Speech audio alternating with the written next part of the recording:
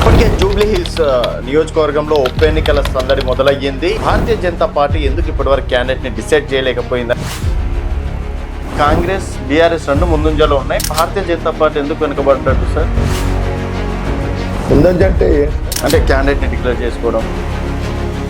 మీరు అందరూ candidate decide TRS party office ఎక్కడ సార్ జూబ్లీ హిల్స్లో? వాళ్ళ అభ్యర్థులు ఎక్కడి నుంచి వచ్చారో కూడా తెలియదు కాంగ్రెస్. ఎందుకంటే సూట్ కేసు పార్టీ కాదు, ఎప్పుడైనా రావు.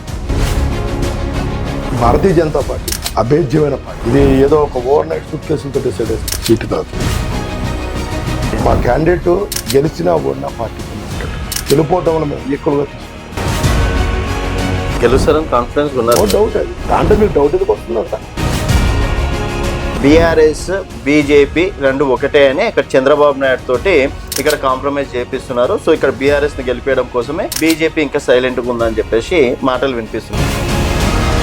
టీడీపీకి అందరికన్నా మొట్టమొదటి శత్రువు బీఆర్ఎస్. ఎందుకంటే ఆ పార్టీ పునాదం కదిలిచ్చింది, పార్టీ లేకుండా చేసింది, ఒక ఆంధ్ర పార్టీని ముద్రేసింది మన కేసీఆర్ గారు, కేటీఆర్ గారే కదండి.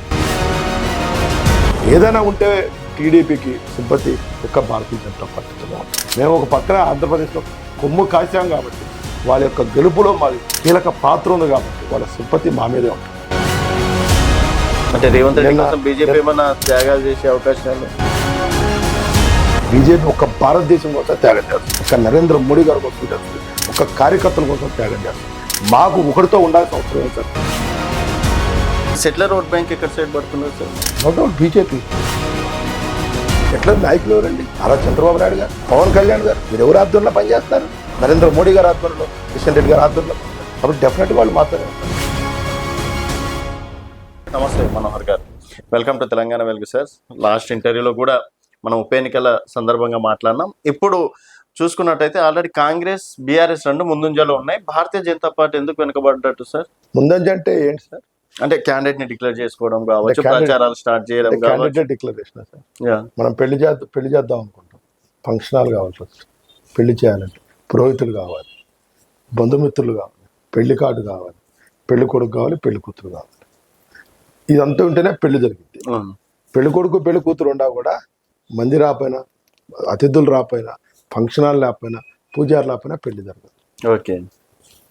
భారతీయ జనతా పార్టీలో ఒక అభేద్యమైన పార్టీ, కోట్ల మంది కార్యకర్తలు ఉన్న పార్టీ ఇది. దీనికి ఒక స్క్రూటినీ సిస్టమ్ ఉంటుంది మా దాంట్లో. ఇది 3 అంచెల్లో ఉంటుంది. ఓకే. ఇది ఏదో ఒక ఓవర్ నైట్ సూట్ కేసులతో డిసైడ్ సీటు కాదు, లేదా వారసత్వ రాజకీయాలకి పెన్ను లేదు. మా దగ్గర అభ్యర్థులు ఎక్కువగా ఉన్నారు. దీన్ని ఫస్ట్ స్టేట్ కమిటీలో ఒక 5 మెన్ కమిటీ స్క్రూటినైజ్ చేసింది, గ్రౌండ్ రియాలిటీ. దాని తర్వాత 3 మెన్ కమిటీ వచ్చింది. వారి నైపథ్యం చాలా గొప్పది. ఆ నైపథ్యంలో వాళ్ళు ప్రతి వ్యక్తిని క్షుణ్ణంగా అడిగారు, అసలు నువ్వేం చేసావు, what is your contribution in Jubilees through BJP, okay, what is your contribution for Jubilees people as a leader. మీకన్నా పెద్దగా ఇంటర్వ్యూ చేస్తారంట ధర్మారావు గారు అని చెప్పి మా క్రూరుద్ధుడు ఆయన దాంట్లో. ఓకే. ధర్మారావు గారు ఆర్ఎస్ఎస్ బ్యాక్గ్రౌండ్ నుంచి వచ్చారు. అంటే ప్రతి వ్యక్తిని స్క్రూటినైజ్ చేశారు. మేము పీసీ అను, ఒక హిందూ అను, ఒక ముస్లిం అను, ఒక భర్తకు భార్య అను, ఒక కొడుకు అని, అతనికి అన్ని రకాలు ఉండాలి. మా క్యాండిడేట్ గెలిచినా ఓడినా పార్టీతోనే ఉంటాడు. గెలిపోవడంలో మేము ఈక్వల్గా తీసుకుంటాం. మాకు పార్టీ ఇంపార్టెంట్. దీని తర్వాత ఇప్పుడు కేంద్ర కమిటీకి దగ్గర ఇప్పుడు రామచంద్ర గారు ఈరోజు వెళ్ళారు. అది అయిపోయినాక, రామచంద్ర గారు అయిపోయినాక మా పార్లమెంటరీ బోర్డు ఉంటుంది, it's a final authority. Okay. ఇంత అంటే ప్రజాస్వామ్య ఇంత సంస్థాగతంగా ఉన్న ఏకే party Bharatiya Janata party. So మీరు ఇంత ప్రాసెస్ చెప్తున్నారు కదా సార్, రేపు గెలుస్తారు అనుకుంటున్నారా? No doubt. మేము స్టిల్ ఐ నాట్ కంప్లీటెడ్. మీరు అందరూ క్యాండిడేట్ డిసైడ్ అన్నారు. బీఆర్ఎస్ పార్టీ ఆఫీస్ ఎక్కడ సార్? జూబ్లీ హిల్స్లో. క్యాండిడేట్ డిక్లేర్ చేశారు. మనం పెళ్లి కూడా చేస్తే పెళ్లికి వెళ్ళాలంటే పెళ్లి లగ్గం ఎక్కడని అడుగుతాం. బీఆర్ఎస్ పార్టీ ఆఫీస్ ఎక్కడ? అది మన కృష్ణానగర్ బావచ్చి దగ్గర.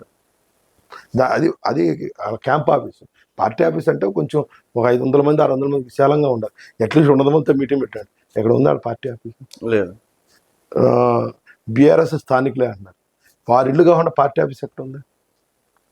ఈరోజు మేము ఎర్రగడ్డలో, బోరబండలో అద్భుతమైన పార్టీ ఆఫీసులు పెట్టాం. ఇప్పుడు రహమద్దాన్లో ఓపెన్ చేయబోతాం. సీనియర్ కాలంలో ఆఫీస్ ఉంది, వెంగళంలో తయారైపోతుంది, షేక్పేటలో ఓపెన్ చేసాం. ఇదంటే ఒక వ్యవస్థాకృతమైన పార్టీ ఇది. ఈ పార్టీలో అభ్యర్థి ఏంది, నామినేషన్ లాస్ట్ డేట్ ఎప్పుడు 21st. Okay. It's a long way to go.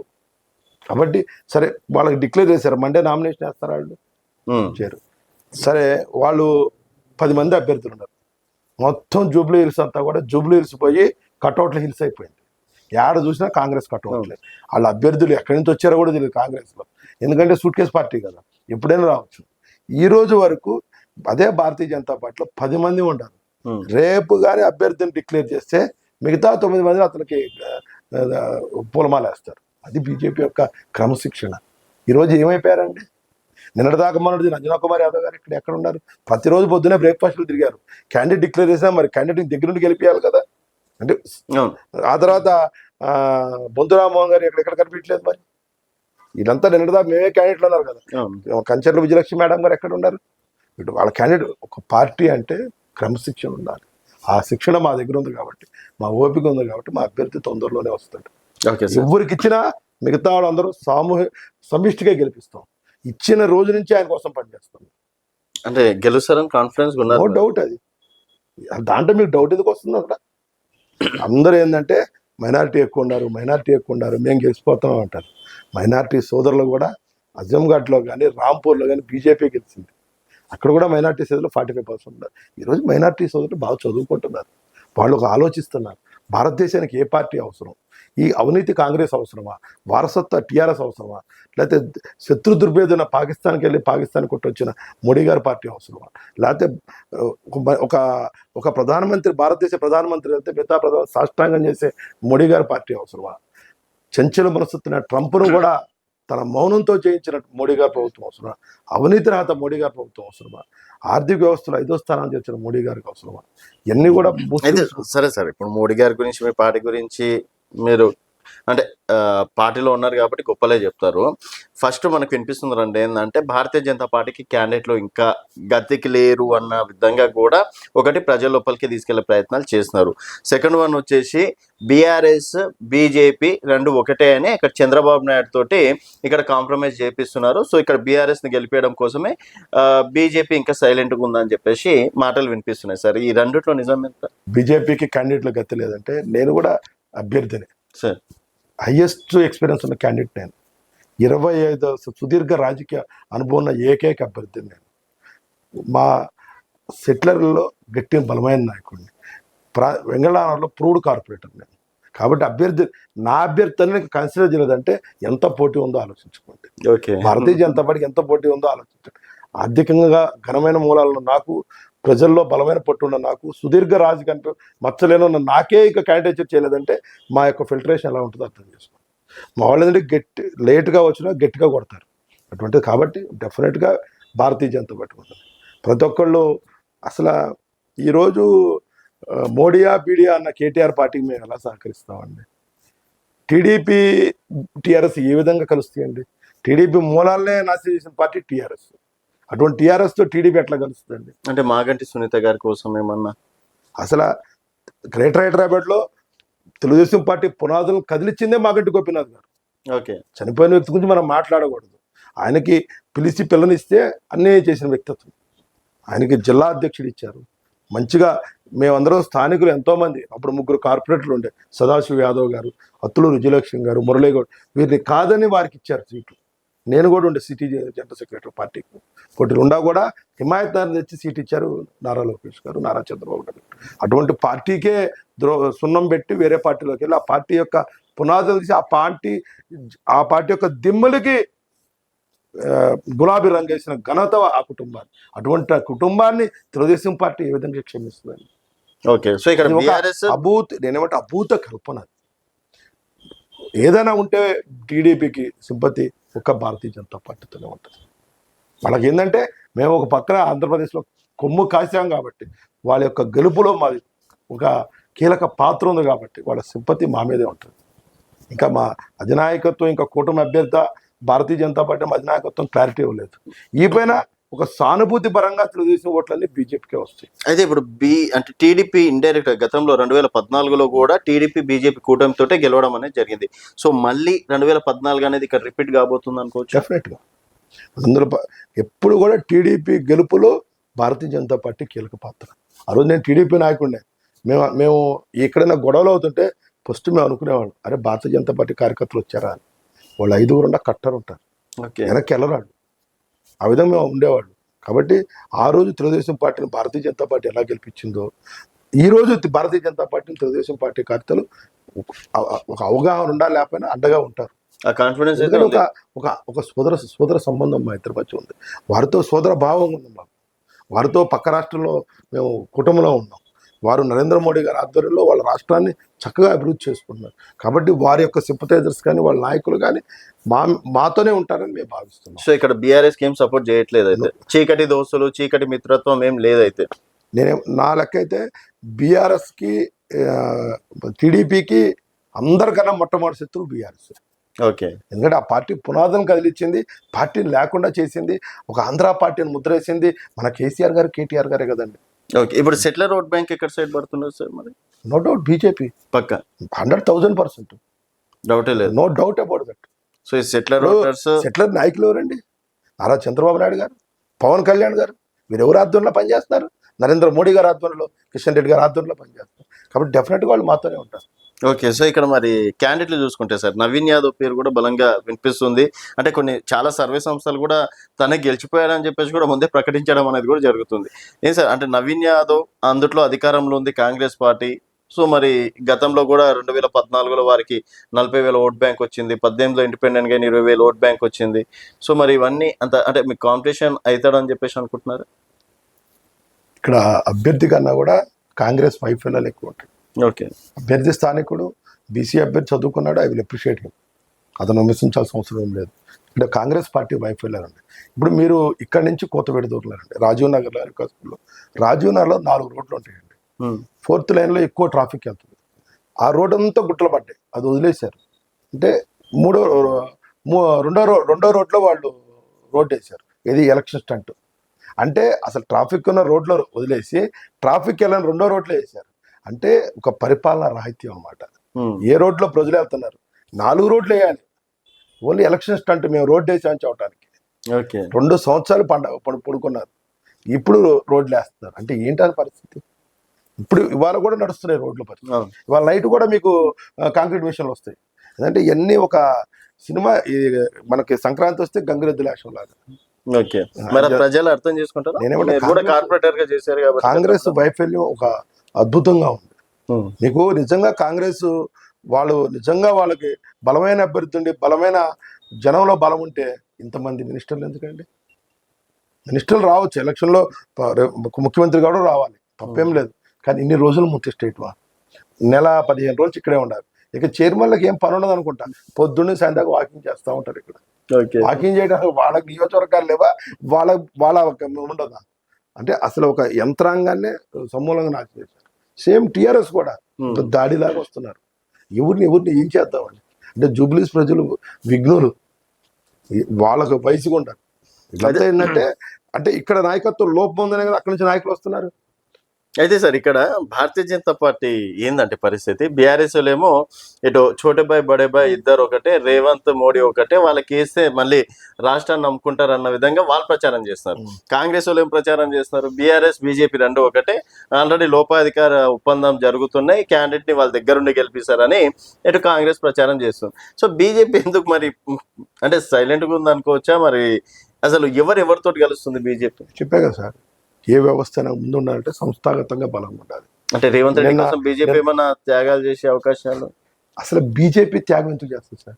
BJP ఒక భారతదేశం కోసం త్యాగం చేస్తుంది, ఒక నరేంద్ర మోడీ గారి కోసం చేస్తుంది, ఒక కార్యకర్తల కోసం త్యాగం చేస్తుంది. మాకు ఒకరితో ఉండాల్సిన అవసరం లేదు సార్. కాంగ్రెస్ పార్టీ సార్ ప్రాంతీయ పార్టీ, అది 2 రాష్ట్రాలు ఉన్న పార్టీ. వాళ్ళతో మాకు అండర్స్టాండింగ్.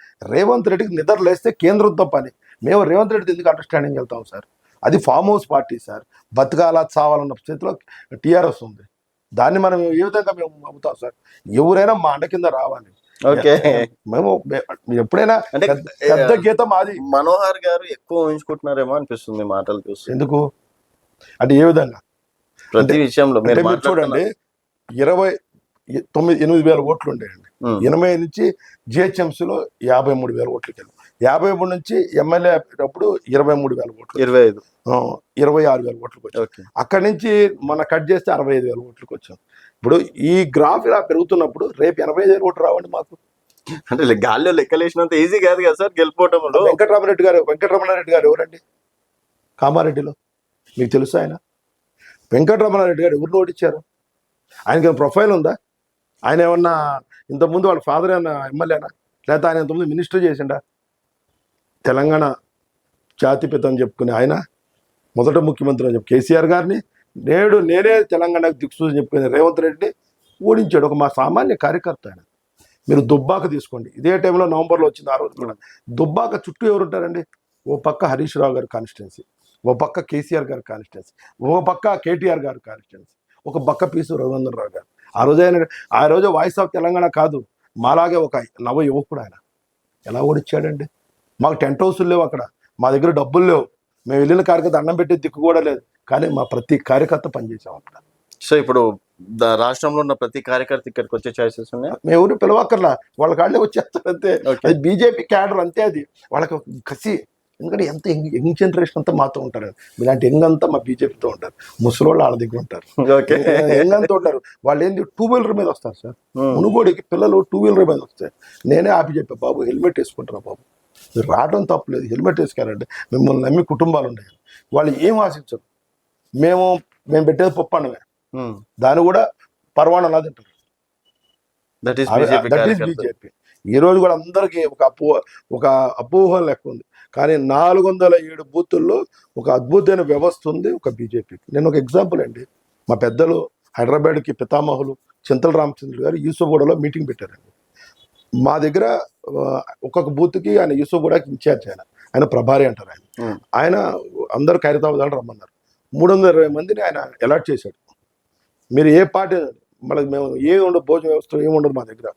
320 మందితో మీటింగ్ పెడితే 317 మంది అటెండ్ అయ్యారు. ఈ సంఖ్య ఏ పార్టీలు ఎక్కడైనా చూపిస్తారా మీరు? వాళ్ళు బయటకు వచ్చేందుకు అన్ని కావాలి, బిర్యానీలు కావాలి, అన్ని కావాలి, మా దాంట్లో ఏముండదు, మ్యాక్సిమం ఇస్తే ఛాయ్ ఇస్తాం. అది ఆయన గొప్పతనం, ఆ నాయకత్వ లక్షణం. చింతల రామచంద్రుడు గారు ఒక బడి గుడి అని వెళ్ళారు ఆయన, అటువంటి నాయకత్వం మాకుంది. కిషన్ రెడ్డి గారు ఎంత సింపుల్సిటీగా ఉంటారు, ఎవరినన్నా ఒక పరుషమైన మాట మాట్లాడతారట కిషన్ రెడ్డి గారు. ఈ రాజకీయాలు ఇన్ని మాట్లాడుతుంటారు. కేసీఆర్ నూరిస్తే ఇన్ని మాటలు రేవంత్ రెడ్డి గారు నూరిస్తే అంటారు, కేటీఆర్ గారు తిడతారు, కిషన్ రెడ్డి గారిని 100 మంది తిడతారు. కిషన్ రెడ్డి గారు తిట్టిన వ్యక్తిని ఒకటి చెప్పండి, ఒక నూతన వరవడే ఆయన. అటువంటి నాయకత్వంలో ఉన్నాం మేము. మాకు భయం ఏముంది? యూత్ అంతా వస్తుంది, మన ఊర్ల నుంచి వస్తారు, ఆల్రెడీ ఫోన్లు వస్తున్నాయి, అన్న ఇప్పుడు రావాలి అంటే వాళ్ళు ఓట్లు వేయరు కదా సార్. ఇన్స్పిరేషన్, ప్రచారంలో ఇన్స్పిరేషన్. ఇప్పుడు వాళ్ళకున్న కసి ఎవరికి ఉండదు, వాళ్ళు చెప్పే విధానం ఉంటుంది. ఇవన్నీ వీళ్ళు చేసేది పెయిడ్, మాది వచ్చేది ఒక సుశిక్షణ కార్యకర్తలు. సో ఇప్పుడు కార్యకర్తలని చూసి బీజేపీ గెలుస్తుంది అనుకుంటున్నాను. 100% కార్యకర్తల బేసే బీజేపీ. మా యొక్క అవినీతి రహిత పాలనే మా గెలుపు, మా కిషన్ రెడ్డి గారి నాయకత్వం మా గెలుపు, మా రామచంద్ర గారి నాయకత్వమే మా గెలుపు. అయితే ఇప్పుడు ఆల్రెడీ బీఆర్ఎస్ ప్రచారం మొదలు పెట్టింది, ఎక్కడికక్కడ వాళ్ళు కూడా ఆఫీసులు ఓపెన్ చేసేసి స్టార్ట్ చేసేసి. ఆడకాలంటే ఎక్కడ ఒకటి చెప్పండి. ఇప్పుడు షేక్పేటలో అక్కడ చూస్తే పొద్దుగాలు చూస్తే 10 మంది 20 మంది సార్ ఆఫీసులు పక్కన పెడతారు. వ్యవస్థ అదే కదా సార్. ఇప్పుడు కొంతమంది దోషలు వేస్తున్నారు, కొంతమంది మిర్చి బజ్జీలు వేస్తున్నారు సాయంత్రం పొద్దుగాల. తర్వాత కాంగ్రెస్ వాళ్ళు కూడా అదే పనులలో ఉన్నారు. సో ఇక్కడ కూడా బీజేపీ వాళ్ళు కనిపిస్తలేరు అంటున్నారు. మేము కనిపించట్లేదు. ఇప్పుడు చెప్పా కదా నేను, నిన్న మా బోరబండలో పార్టీ ఆఫీస్ ఓపెనింగ్ అండి. ఓన్లీ బోరబండ కార్యకర్తలు పిలిచాం, 450 మంది వచ్చారు. ఓకే. మేము ఛాయ్ ఇస్తాం కదా, అక్కడంటే వేరే ఉంటాయి, మీకు తెలుసు మాకు తెలుసు. ఛాయ్ ఇస్తే మా రఘునందన్ రావు గారి స్పీచ్ 45 నిమిషాలు ఉంది. కరతాళ దొంగలు ఉన్నాయి కానీ వెళ్ళిన వాళ్ళు లేడు మా దాంట్లో. ఓకే. మా సారు స్పీచ్ అయిపోయాక 9 అయింది. అయిపోయినాక ఆయనతో సెల్ఫీలు 25 నిమిషాలు దిగారు జనం. That is BJP. సార్ ఇంకోటి, ఇప్పుడు మొన్న రేవంత్ రెడ్డి గారి దగ్గరికి కొంతమంది కమ్యూనిటీ పెద్దలు వెళ్ళి ఇది మన శ్మశాన వాటికి అది బాగా వైరల్ అవుతుంది సార్. మీ జూబ్లీ హిల్స్ లో ఎక్కడ చూసినా అదే కనిపిస్తుంది, అదే మాట్లాడుతున్నారు. ఇప్పుడు ఏ సార్ ఇంతకది ప్రజలు చెప్పా మీకు, పాపం ఇక్కడ మంచి టోటల్ కాన్స్టిట్యూన్సీలో టాప్ మోస్ట్ గేటెడ్ కమిటీస్ వచ్చినాయి. ఒకటి బ్రిగేడ్, ఒకటి కల్పతారు, ఒకటి ఆల్రెడీ వాసు బృందావనం. వాళ్ళు పాపం వాళ్ళ యొక్క ఎయిమ్ కరెక్ట్, మంచి అసోసియేషన్స్ ఉండే. ఒక్కొక్క దానికి మీకు కార్పస్ ఫండ్ 5 కోట్లు ఉంటుంది. ఓకే 5 కోట్లు ఉంటుంది. మంచి కమ్యూనిటీ హాల్స్ ఉంటాయి. పాపం వాళ్ళు ఒకటి ఒక మీటింగ్ పెట్టారు. ఉమ్, ఒక రోడ్డు, ఒక సమస్య, ఒక కిషన్ రెడ్డి అని పెట్టారు. మా సార్ దగ్గరికి పిలిచారు. ఉమ్, మా సార్ వెళ్ళారు, కిషన్ రెడ్డి గారు కేంద్ర మంత్రిగా వెళ్ళారు. వెళ్ళి సమస్య అంతా కిషన్ రెడ్డి గారు గొప్పతనం సార్, ప్రాబ్లంకి వెళ్ళే ముందు అధ్యయనం చేస్తారు. ఓకే మన అంటే సార్ ఏది సమస్య అని వాళ్ళు అడుగుతుంది ఎర్రగడ్డ ఫ్లైఓవర్ కాడ నుంచి హైటెక్ సిటీకి రోడ్డు అడుగుతున్నారు. ఉమ్, మొత్తం 5 కిలోమీటర్లు వేయాలి, 16 కోట్లు అవుతాయి, 7 ప్రాపర్టీలు ఎక్వైర్ చేయాలి. ఇదంతా మా సార్ దగ్గర డేటా ఉంది. ఉమ్, ఆ మీటింగ్తోనే ఆయన జోనల్ కమిషన్ తోటి డిప్యూటీ కలెక్టర్తో వచ్చారు అక్కడికి. ఓకే ఆ 16 కోట్ల ఫండ్ అని సెంట్రల్ నుంచి ఇప్పించాలని ప్లాన్ చేశారు. ఎందుకంటే ఈ ఏరియాకు ఒక అద్భుతం. మీకు తెలుసు కుకటపల్లి ఏముండేది కాదు. కుకటపల్లికి ఎప్పుడైతే అప్పుడు నారా చంద్రబాబు గారు రోడ్డు ఓపెన్ చేశాడో దానికి వచ్చేసింది. అట్లాగే ఈ రోడ్డు మేము ఓపెన్ చేయగలిగితే మా బోరబండకి ఒక బంగారు బండ అయింది. ఓకే బోరబండ బాపులంటే రోడ్డు రావాలి అని మా సార్ అంతా ప్లాన్ చేస్తున్నారు.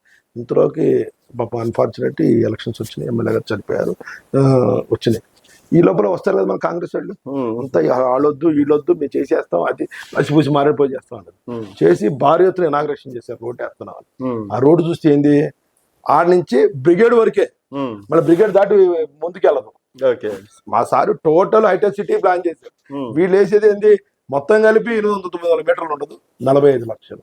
16 కోట్లు ఎక్కడ, 45 లక్షలు.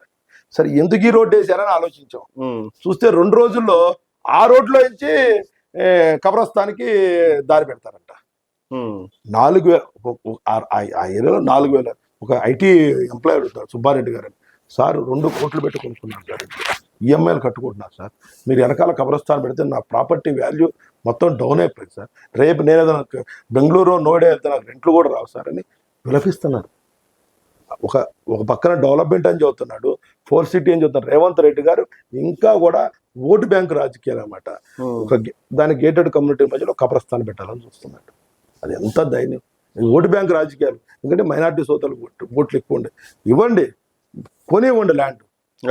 జనవాసాల మధ్యలో ఎందుకు, కొనివ్వండి. ముస్లిం సోదరులు చేయాలి, నో డౌట్. ఎక్కువ చేసి ల్యాండ్ ఇవ్వండి, డెఫినెట్గా మీరు వాళ్ళకి మంచి చేయండి, వాళ్ళ బేసిక్ నీడ్స్ చేయండి. కానీ ఇంత పెద్ద గేటెడ్ కమ్యూనిటీ మధ్య చేయకూడదు. వెంటనే వాళ్ళు స్టే తెచ్చారు, ఆగిపోయింది. ఓకే సో ఇప్పుడు కాంగ్రెస్ బీఆర్ఎస్ తో బీజేపీ అసలు పోటీ లేదంటారా? క్లారిటీ లేదు క్వశ్చన్. అంటే సార్ ఇప్పుడు బీజేపీకి మీరు మాటలలో వింటుంటే అసలు కాంగ్రెస్ పోటీ కాదు, బీఆర్ఎస్ పోటీ కాదు అన్నట్టు మాట్లాడుతున్నారు. మీరు పోటీ మీకు ఎవరన్నా పోటీ ఉన్నారా అనుకుంటున్నారా? మాకు వీళ్ళు పోటీ ఉన్నారా? బీఆర్ఎస్ ఓటేస్తే మూసీ నది లేసినట్టే. ఓకే వాళ్ళు గెలిచినా ఓడినా ఏమీ లేదు, గెలిచినా మళ్ళీ అటే వెళ్ళిపోతారు కాంగ్రెస్. ఓకే ఆ ప్రచారం చేస్తున్నారు అయితే బాగా. ప్రచారం అంటే అట్లా వెళ్ళారు కదా సార్, 10 మంది వెళ్ళారు. మీరు మరీ దారుణం సార్. మా 8 మంది బీజేపీ వాళ్ళు టచ్ చేయమనండి, ఎవరన్నా ఒక్కడు ఉన్నప్పుడు కూడా టచ్ చేయలేరు. అదే బీజేపీ. ఇలా మీరు అన్నారు చూడండి, సెలెక్షన్ ఆఫ్ ది క్యాండిడేట్ ఆ విధంగా ఉంటుంది. వాడి మూలాలు చూస్తారు మా వాళ్ళు, మూలాలు చూసిస్తారు. పార్టీ మారకుండా, పార్టీకి స్థిరంగా ఉండాలి. మా దగ్గర డబ్బులు చూడరు, సూట్ కేసులు చూడరు, హిస్టరీ చూడరు, వీళ్ళ బాబు ఎమ్మెల్యేలా చూడరు. అతను మూలం పార్టీకి ఎంత కమిట్ అయి ఉండడం చూస్తారు, కమిట్మెంట్ ఆఫ్ ది పార్టీ చూస్తారు. ఇవన్నీ కూడా జరుగుతుంటాయి అన్నమాట. సో కాంగ్రెస్ సరే బీఆర్ఎస్ కి ఆ విధంగా ప్రచారం చేస్తున్నారు. కాంగ్రెస్ వైఫల్యాలే బీజేపీకి వెళ్ళిపోతుంది అంతే. ఇప్పుడు ఇది నిజంగా రేవంత్ రెడ్డి గారు ఈ జూబ్లీస్ని తన పారదర్శకంగా తీసుకుని ఎలక్షన్ చేసి తన యొక్క ఈ 2 సంవత్సరాల పాలనకి ఒక రిజల్ట్గా చూసుకోవాలి, దాన్ని ఎగ్జామినేషన్గా చూసుకోవాలి. ఒకవేళ అందుట్లో గెలుస్తే పాస్ అయితే గెలుస్తూ అంటే ఈ టక్కుటో మారాలతో కాదు. ఓకే ముగ్గురు ఎమ్మెల్యే, 3 మినిస్టర్లు, 15 మంది చైర్మన్లు, మళ్ళా పోలీస్ వ్యవస్థని అన్ని మేనేజ్ చేసి కాదు. ఈ విధంగా కబ్రస్థాన్లు ఇచ్చి, లేకపోతే నైట్ లేని దగ్గర రోడ్డు, ఖాన్ దగ్గర రోడ్లు వేసి, ఈ కాదు. ఒక పారదర్శకంగా ఉండాలి. అంటే జనాలు నమ్ముతున్నారా మరి ఇప్పుడు రోడ్లు అవి 100% కాంగ్రెస్ ప్రజలు వ్యతిరేకంగా ఉన్నారండి. కొన్ని అభ్యర్థి పరంగా చూసుకుంటే అభ్యర్థి స్థానికుడే. ఓకే అదే సార్, అభ్యర్థి పరంగా ఓట్లు వేస్తే అంటే ఒక అభ్యర్థి అన్నది పెద్ద చేంజ్ ఉండదండి. అది ఇది గవర్నమెంట్ మీదే ఉంటుంది. ఈ సిటీ కదా, మీకు పల్లెటూరులో అంటే రూరల్ ఏరియాలో వేరుంటుంది, అర్బన్లో ఎక్కువ మంది రేవంత్ రెడ్డిని, కిషన్ రెడ్డి గారిని, కేటీఆర్ గారిని చూస్తారు. ఓకే అభ్యర్థి కూడా ఉంటాడు, అభ్యర్థి డిమెరిట్ ఉండకూడదు. డిమెరిట్ ఉంటే మాట్లాడతారు. మెరిట్ అనేది పెద్ద కాన్సన్ట్రేషన్, దట్ 1 or 2,000 ఇన్ఫ్లుయెన్స్ చేయగలుగుతారు ఎవరైనా, అంతే. సో బీజేపీ కాన్ఫిడెన్స్ ఉంది, కాన్ఫిడెంట్ కదా sir, we're going to win. ఎవరికి ఇచ్చినా కూడా నవంబర్ 14th మేము విజయ దుందుబి ఎగరైపోతాం నవంబర్ 14th. డెఫినెట్ గా. ఓకే, అంటే మీ మాటలు చూస్తే సెలబ్రేషన్స్ కి కూడా ముందే అట్లా ఉంది నాకు మంచిగా. మా బెబ్బులు దిగింది అక్కడ రఘునందన్ రావు గారు. ఓకే, ఆల్రెడీ మోటివేట్ చేస్తున్నారు అందరినీ. ప్రతి కార్యకర్త రఘునందన్ ట్రై చేస్తాను, తయారు చేస్తానని ప్రామిస్ చేశాడు ఆయన. సరే అంటే సార్. మా నాయకత్వం అలా ఉంది. మా కిషన్ రెడ్డి గారు ఉన్నారు ఇవాళ. ఈ రోజు కూడా కిషన్ రెడ్డి గారు ఎలా జరగాలి, ఎంత మీరు అంటే ఇక్కడ పార్టీలో ఎవరికి టికెట్ వచ్చినా కూడా గెలుపు పక్క. ఎవ్వరు టికెట్ వచ్చినా మిగతా అందరం పనిచేస్తాం. మా యొక్క లక్ష్యం ఇప్పుడు నాలాంటి వాళ్ళకి టికెట్ వచ్చినా కూడా రాజన్నకు వస్తే ముందు ఓకే. ఇక్కడ సార్ నేను మొదలు నుంచి అవుతున్నాను సార్. ఇది వ్యక్తి బేస్ పార్టీ కాదు, ఓకే, వ్యవస్థ base party, organisation base party. ఇంకా ఆర్గనైజేషన్ ఇంపార్టెంట్ ఇక్కడ. ఈ ఆర్గనైజేషన్ సో ఇప్పుడు లాస్ట్ కి ఎంత చేసుకున్నాం సార్ మనం అన్నమాట, డబ్బు అది ఇది అనేది ప్రభావం అయితే చూపిస్తుంది. మా దాంట్లో ఓకే, మా దాంట్లో ఆ వ్యవస్థలు చాలా తక్కువ ఉంటాయి. అదే సార్. ఇప్పుడు మీకన్నా ఎక్కువ వాళ్ళు ఇచ్చారు. ఇప్పుడు నేను 2 ఎలక్షన్లు చేశాను. నాకు చివరికి ఎక్కడ కూడా అట్లాంటివి ఉండవు అసలు. మీరు పంచారు సార్, వేరే వాళ్ళు పంచుతారు కదా. మేము జనాలు వాళ్ళ డబ్బులు తీసుకొని వాళ్ళ కోట్లు వేస్తారు. జనం కూడా విఘ్నులు అయిపోయారు సార్. మేము ఓటమైనా భరిస్తాం కానీ వ్యవస్థలు కించపరచు, దాంట్లోకి వెళ్ళం మేము. ఓకే, అదే సార్. డబ్బులు పంచట్లేదని డబ్బులు పంచేటోళ్ళకి ఓట్లు వేస్తే అంటున్నాం. అంటే గెలుపు కోసం మేము దిగుతారు. గెలిపే మేము ఇంతకుముందు చూస్తే ఇప్పుడు చూస్తున్నాం. మాకు గెలిపే బెంచ్ మార్క్ కాదు. మేము ఆ ప్రాంతీయ కాలంలో సరే సార్ మీరు డబ్బులు ఇవ్వండి ఇవ్వడం ఓటేస్తుండ్రు. దుబ్బాకులు ఏమి ఇచ్చాము మేము? ఇప్పుడు మెదక్ ఎంపీ రఘునందన్ రావు గెలిపించారు. అవతల అతను ఇంట్రెస్ట్ లిస్ట్ 300 కోట్లు పంచాడు. ఏమయ్యాడు? ఓడిపాలా. నేను అంటే బేసిక్ నీడ్స్ ఇవ్వాలి కానీ డబ్బుతోనే గెలుస్తారని తప్పు సార్. ఓకే, ఇప్పుడు డబ్బుతోనే గెలిస్తే చాయ్ వాళ్ళ నరేంద్ర మోడీ ప్రధానమంత్రి కాదు సార్, టాటానో బిర్లానో అవుతాడు. డబ్బు అన్నది ఒక బేసిక్ నీడ్ అంతే. ఇప్పుడు ఇంతమంది రిచ్ పీపుల్ ఉన్నారు. మెగా కృష్ణారెడ్డి గారు అవ్వాలి కానీ రేవంత్ రెడ్డి ఎట్ అవుతాడు ఆంధ్ర తెలంగాణ సీఎం? సో మీకంటే ఒక క్లారిటీ ఉన్నారు. అందరితో అవసరం సార్. నేను డబ్బు అన్నది ఒక ఫ్యాక్టరీ కానీ డబ్బే మొత్తం కాదని నా ఎలక్షన్లో నా అభిప్రాయం. Okay sir. So November 14 celebrations కి రావాలంటారు. నవంబర్ 14 భారతీయ జనతా పార్టీ నరేంద్ర మోడీ గారికి తెలంగాణ తరఫు నుంచే గిఫ్ట్ సార్. చూద్దాం సార్, డెఫినెట్ గా. మధ్యలో కూడా నేను ఎలక్షన్స్ మధ్యలో కూడా మిమ్మల్ని రావాలి. అభ్యర్థి ఎవరైనా అభ్యర్థితో కలిసి మీరే ఉంటే మీకే అంటే మీతోటే ట్రావెల్ అయ్యి చూద్దాం మీ మాటలు అప్పుడు ఎంత కాన్ఫిడెన్స్ గా ఉంటాయి అనేది కూడా డెఫినెట్ గా కలుద్దాం, పని చేద్దాం. అండ్ మీ కాన్ఫిడెన్స్ లెవెల్ కూడా ఎంతవరకు సక్సెస్ అయితే నిజమైతే కూడా చూద్దాం sir. Thank you sir. Thank you so much. Bharat మాతకి జై. సో ఇది మనోహర్ గారితో స్పెషల్ చిట్చాట్. మరి నవంబర్ 14 జూబ్లీస్ గడ్డ మీద ఎగిరేది బీజేపీ జెండానేనా అనేది మీ అభిప్రాయాలు కింద కామెంట్ రూపంలో తెలియజేయండి. చూస్తూనే ఉండండి తెలంగాణ వెలుగు.